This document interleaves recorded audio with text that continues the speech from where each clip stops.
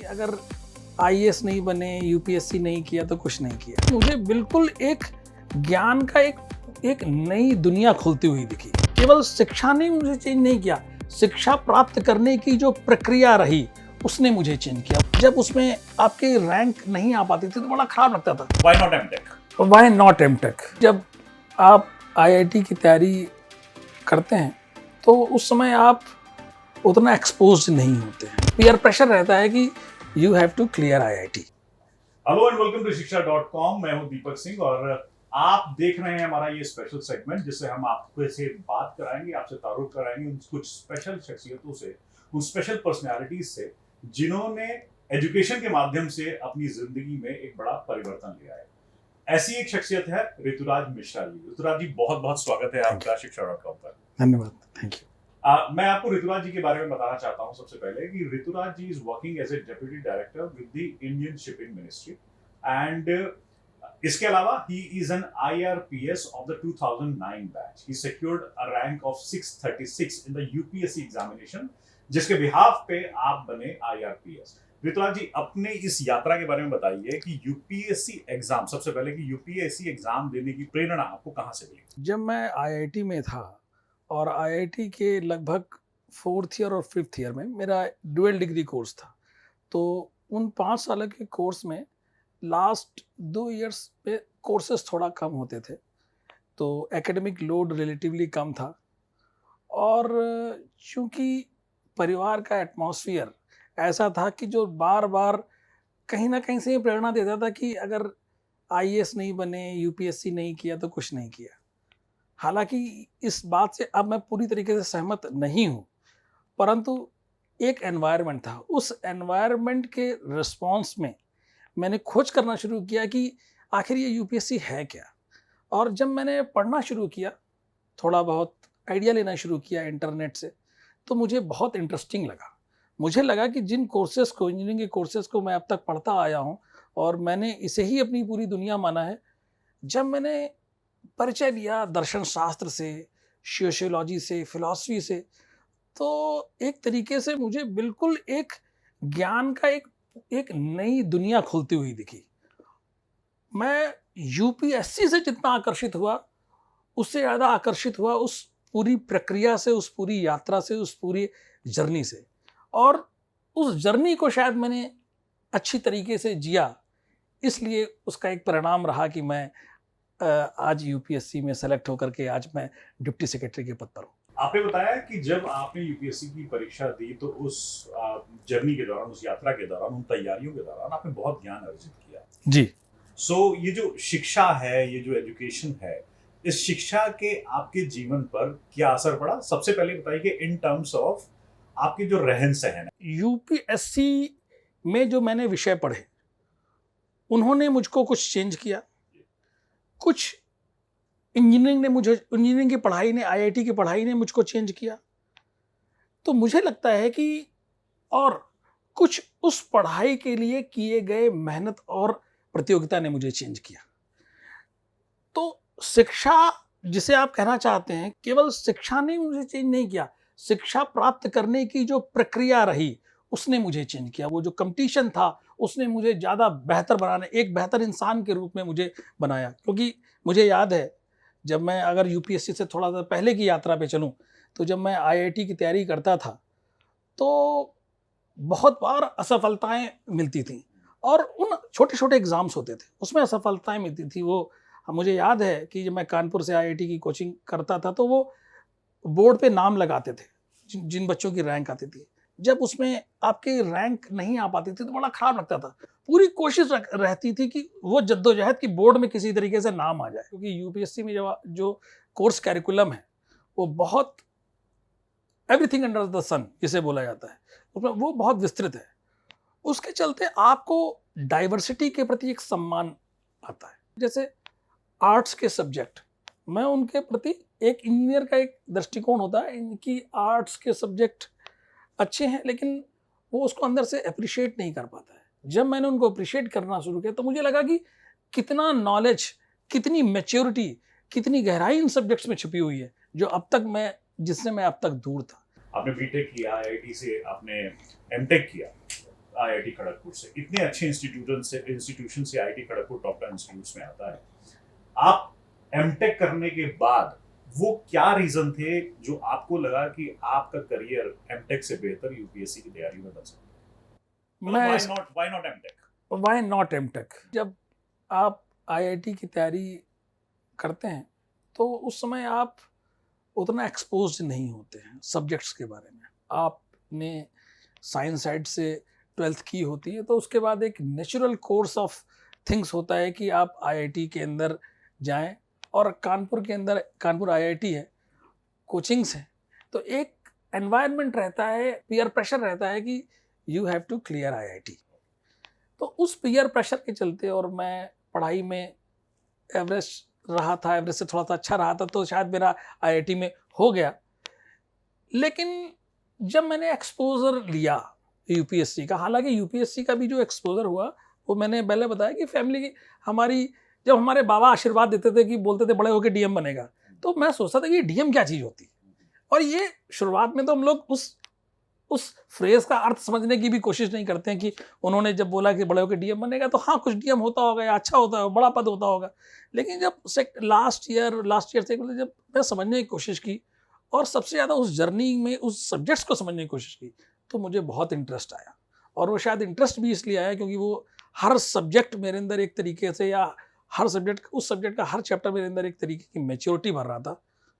तो मैंने उस रास्ते को एंजॉय किया और शायद इसलिए फिर मैं यूपीएससी की तरफ आकर्षित एक हुआ। बड़ी बात ऋतुराज जी ने बोली कि जब आप आईआईटी में करियर अपना बना रहे थे and he was one of the toppers अपने पढ़ाई के दिनों में, तो क्योंकि सब लोग आईआईटी करते हैं और आईआईटी अगर आपने साइंस मैथ से किया है, पीसीएम से किया है, तो आईआईटी को नया नेक्स्ट मुकाम माना जाता है। तो आपने भी आईआईटी की तैयारी, कोई ऐसा मोटिवेटेड विजन नहीं था कि मुझे इंजीनियरिंग में करियर आगे बनाना है, जस्ट बिकॉज क्योंकि आईआईटी को बड़ा माना जाता है, आपने आईआईटी की। और इस भावना से, इस सोच से सिर्फ आप ही नहीं, मेरे ख्याल से अधिकतर पीसीएम वाले या पीसीबी वाले बच्चे मेडिकल की तरफ इसी भावना से जूझते हैं और इसी स्ट्रगल से दौरान आपकी स्टडीज आप स्ट्रगल करते हैं कि आप अपना भविष्य आईआईटी में बनाएं, क्योंकि आईआईटी में नहीं बनाएंगे तो शायद आपका भविष्य नहीं होगा। लेकिन कुछ चीजें हैं, जैसे ऋतुराज जी ने आईआईटी इंजीनियरिंग में एमटेक तक जाने के बावजूद अपना करियर इंजीनियरिंग में ना बनाकर अपना करियर यूपीएससी में बनाया। अब के ऋतुराज में, जैसे ये जो ऋतुराज है जो एक डिप्टी डायरेक्टर है, और इससे पहले का जो ऋतुराज था, आपकी फैमिली, अगर मैं दोस्तों की बात करूं, उनको कितना फर्क लगता है अब के और पहले के ऋतुराज? अब ये प्रश्न बड़ा मुझे तो ऐसा लगता है कि मैं वही हूँ जो आज से 15 साल पहले था। लेकिन एक्सेसिबिलिटी, जैसे देखा जाता है ना, कई बार आपकी एक्सेसिबिलिटी कम हो जाती है। ये आपकी बात बिल्कुल सही है। लोगों को भी संकोच होता है कई बार मुझसे बात करने में, क्योंकि उनको लगता है कि इतने इस पद पर बैठे हुए हैं, उनको संकोच होता है। हालांकि उनके मन का संकोच है।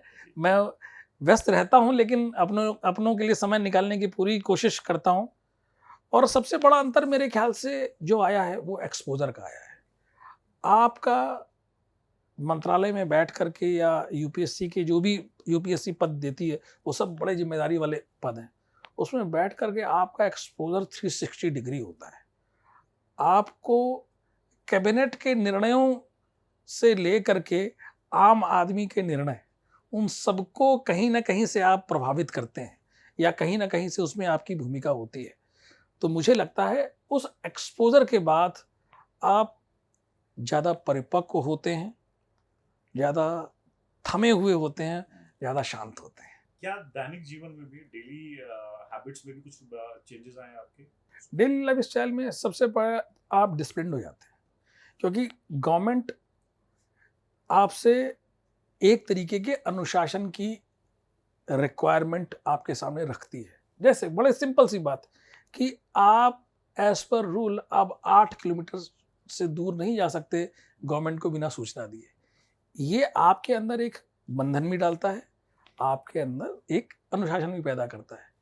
मैं रेलवे में जब था, अभी यहाँ तो मैं डेपुटेशन में हूँ एज ए डिप्टी सेक्रेटरी के पोस्ट पर, तो हम लोग जब सिनेमा हॉल भी जाते थे तो कंट्रोल रूम को सूचना दे के आते थे कि हम इस सिनेमा हॉल में बैठे हैं और पीछे की तरफ बैठे हुए हैं, अगर कोई भी इमरजेंसी हो तो फ़ोन न लग पाए तो वहाँ पर संपर्क करिए।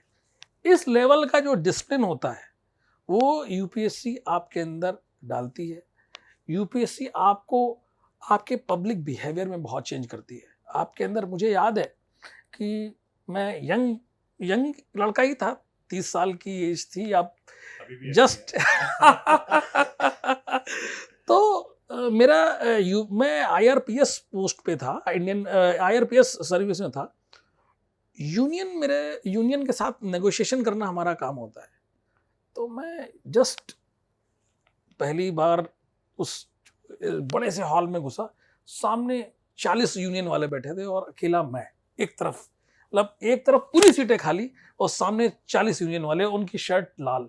तो मैं शुरुआत में डर गया कि मैं कैसे टैकल करूंगा, लेकिन धीमे धीमे धीमे धीमे आप 6 महीने में, 8 महीने में उस 40 लोगों को और कई बार उस उग्र मॉब को आपको हैंडल करना आ जाता है। आपको अपने अंदर कंट्रोल समझ में आ जाते हैं कि आपको किन चीज़ों पर रिएक्ट नहीं करना है। आपको ये समझ में आ जाता है कि उनसे कौन सी बात ऐसी नहीं करनी है जहाँ पर उनकी भावनाओं को हम जागृत कर दें। तो कुल मिलाकर के आपको अपने आप को पब्लिक के अंदर मेंटेन करना, पब्लिक के अंदर किस तरीके से आप अपने आप को कैरी करते हैं, ये आ जाता है। और ये मुझे लगता है कि प्राइवेट सेक्टर और पब्लिक जो सर्विसेज हैं उसमें एक बहुत बड़ा गैप होता है। ये जो जीवन परिवर्तन की यात्रा या शिक्षा की यात्रा, क्या यूपीएससी के बाद खत्म हो गई या फिर आप अभी भी जारी है? मुझे लगता है ये लगातार जारी रहेगी और जारी है, क्योंकि हर पद की चुनौती अलग होती है। जहाँ इससे पहले मैं था उस पद की चुनौती अलग थी, जहाँ आज मैं हूँ इस पद की बिल्कुल अलग चुनौतियाँ हैं, और शायद आगे मैं जहाँ जाऊँगा उस पद की चुनौती बिल्कुल अलग होगी। तो एक तो बात यह है कि यूपीएससी आपके सामने एक बहुत डाइवर्सिटी भरा करियर पाथ आपको ऑफर करता है, जो कि आप सामान्य तरीके की सर्विस में आप नहीं देख सकते। डाइवर्सिटी का से इस यूपीएससी जो आपको करियर पाथ देती है, उससे ज़्यादा डाइवर्स करियर पाथ मुझे नहीं लगता कि भारत के अंदर कोई भी सर्विस आपको दे सकती है। अब थोड़ा सा पर्सनल सवाल मैं आपसे और पूछूंगा।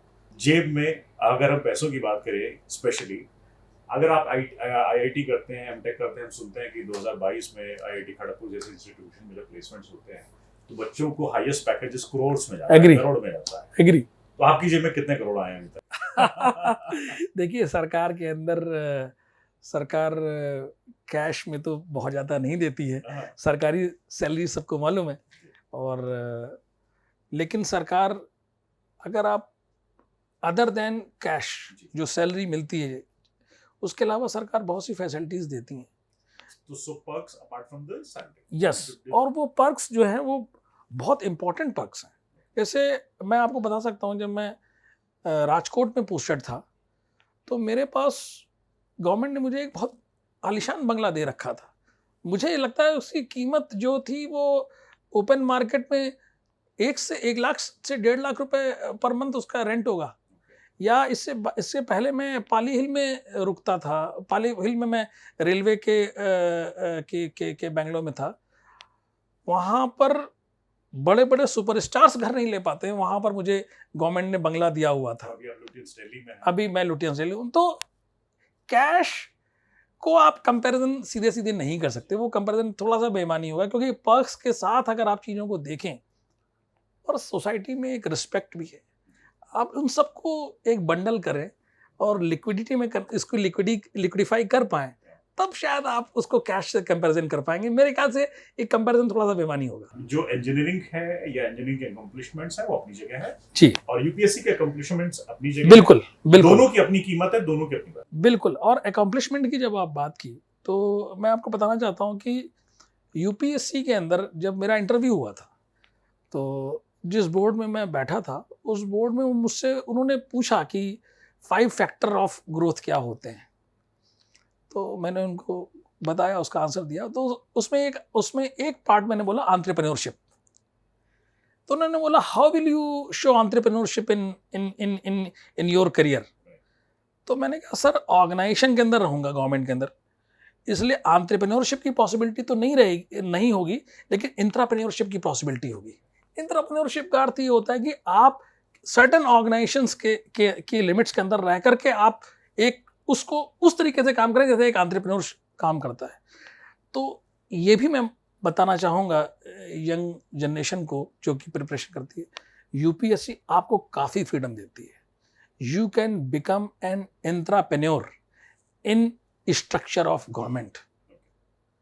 तो मुझे ऐसा लगता है, और मैंने जहाँ मैं इससे पहले लास्ट पोस्टिंग में था, मैंने जितने भी एचआर फंक्शंस थे वहाँ पर एचआर फंक्शंस जो थे या रेलवे के एचआर फंक्शंस जो हैं वो कागज़ पे चलते हैं, जनरली उस टाइम कागज़ पर चलते थे। तो I have translated that HR functions into digital world completely. It is like online banking. अभी वहाँ पर एचआर फंक्शंस जो हैं वो एक क्लिक ऑफ द बटन पे हो रहे हैं। तो ये आपको सेटिस्फेक्शन है, उसके लिए मुझे रेल मंत्री अवार्ड भी मिला। तो ये सेटिस्फेक्शन आपको इन नौकरियों में मिलता है, जो कि मुझे नहीं लगता कि किसी और, क्योंकि मैंने सीधे 1 लाख लोगों की लाइफ को प्रभावित किया कि 30,000 वो लोग जो कि मेरे कर्मचारी थे, और उनके अगर आप 4 फैमिली मेंबर मान लें तो 1 से सवा लाख लोगों को मैंने डायरेक्ट प्रभावित किया है। तो ये यहाँ पर आपको एक फ्रीडम ये मिलती बड़ा है। इंपॉर्टेंट है, क्योंकि कई बार जब हम सरकारी नौकरियों की या फिर यूपीएससी की बात करते हैं, हमको लगता है कि आपको एक डर्रे पे चलना है या फिर जो प्रोसेस है सिर्फ उनको इम्प्लीमेंट करना है। ऐसा नहीं है, आपको बहुत कुछ नया करने को मिलेगा। There is a vast field available जिसमें आप अपने सपनों को अमली जामा पहना सकते हैं। आप वो कर सकते हैं, आप लीक से हटकर काम कर सकते हैं, आप लीक से हटकर प्रोडक्ट्स और इनोवेशंस, जो कि हम बात करते हैं आज की डेट में डिफरेंट फील्ड्स में इनोवेशंस की बात करते हैं, लोग तमाम यूनिकॉर्न्स लेकर आते हैं, नए नए स्टार्टअप्स आते हैं। ऐसे ही स्टार्टअप आप गवर्नमेंट के डिपार्टमेंट्स में भी कर सकते हैं। With your kind of thoughts, अच्छी इनोवेटिव थिंकिंग हो तो आप हर जगह सफल हो सकते हैं।